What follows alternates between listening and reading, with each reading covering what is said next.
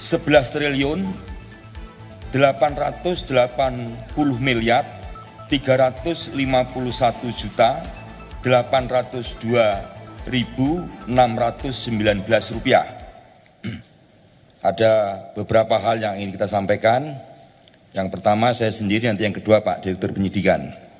Kemudian yang akan kami sampaikan, perkembangan penanganan perkara tindak pidana korupsi, pemberian fasilitas ekspor CPO dan turunannya pada industri kelapa sawit tahun 2022 atas nama 5 terdakwa korporasi yang tergabung dalam Wilmar Group.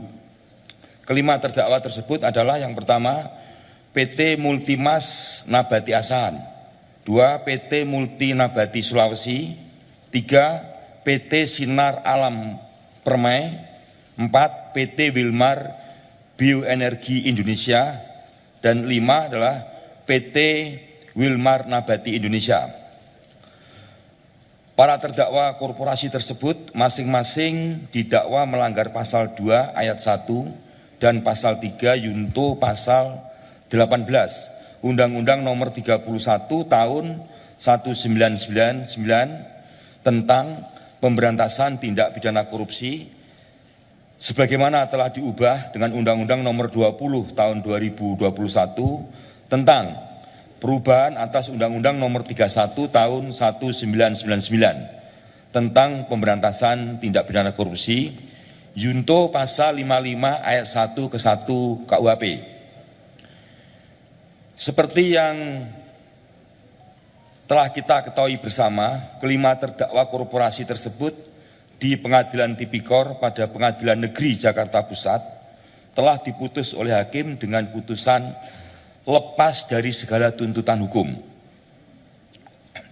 Sehingga penuntut umum melakukan upaya hukum kasasi yang hingga saat ini perkaranya masih ada dalam tahap pemeriksaan kasasi. Bahwa berdasarkan penghitungan hasil audit oleh Badan Pengawasan Keuangan dan Pembangunan dan laporan kajian analisis keuntungan ilegal dan kerugian perekonomian negara dari Fakultas Ekonomi dan Bisnis UGM, terdapat kerugian negara dalam 3 bentuk: kerugian keuangan negara, illegal gain, dan kerugian perekonomian negara. Seluruhnya sebesar 11 triliun 880 miliar 351 juta 802.619 rupiah.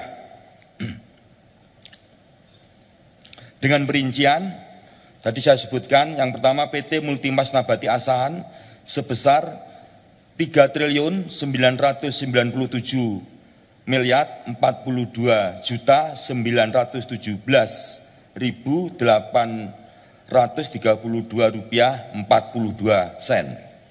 PT Multi Nabati Sulawesi sebesar 39 miliar 756 juta 429.964 rupiah 94 sen. Kemudian yang ketiga PT Sinar Alam Permai sebesar 483 miliar 961 juta 45.417 rupiah 33 sen. Yang keempat PT Wilmar Bioenergi Indonesia sebesar 57 miliar 303 juta 38.077 rupiah 64 sen. Dan yang kelima Wilmar Nabati Indonesia sebesar 7 triliun 302 miliar 288 juta 371.326 rupiah 78 sen. Bahwa dalam perkembangannya kelima terdakwa korporasi tersebut beberapa saat yang lalu mengembalikan sejumlah uang kerugian negara yang ditimbulkan, total seluruhnya seperti kerugian yang telah terjadi yaitu 11 triliun 880 miliar 351 juta 802.619 rupiah. Uang tersebut sekarang kami simpan di rekening penampungan lain, itu RPL Jaksa Agung Muda Tindak Pidana Khusus pada Bank Mandiri. Bahwa selanjutnya terhadap jumlah uang yang telah dikembalikan tersebut, penuntut umum telah melakukan penyitaan berdasarkan penetapan izin penyitaan dari Ketua Pengadilan Negeri Jakarta Pusat nomor 40-PIT/TPK/2025 PN Jakarta Pusat. Penyitaan tersebut dilakukan pada tingkat penuntutan dengan mendasarkan ketentuan pasal 39 ayat 1 huruf A Yunto pasal 38 ayat 1 KUHP untuk kepentingan pemeriksaan di tingkat kasasi.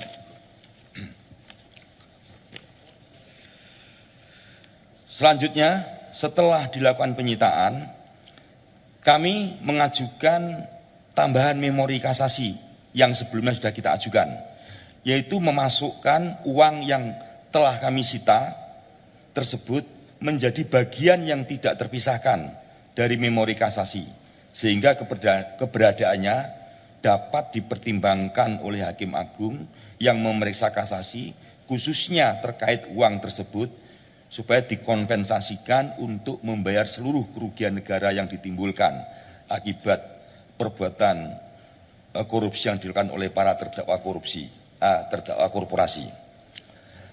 Para rekan media, yang kita lihat sekarang ini di sekeliling kita ini ada uang, ini total semuanya nilainya 2 triliun. Uang ini merupakan bagian dari uang yang tadi kita sebutkan 11 triliun 880 miliar 351 juta 802.619 rupiah. Jadi kenapa tidak kita rilis secara bersama senilai jumlah tersebut?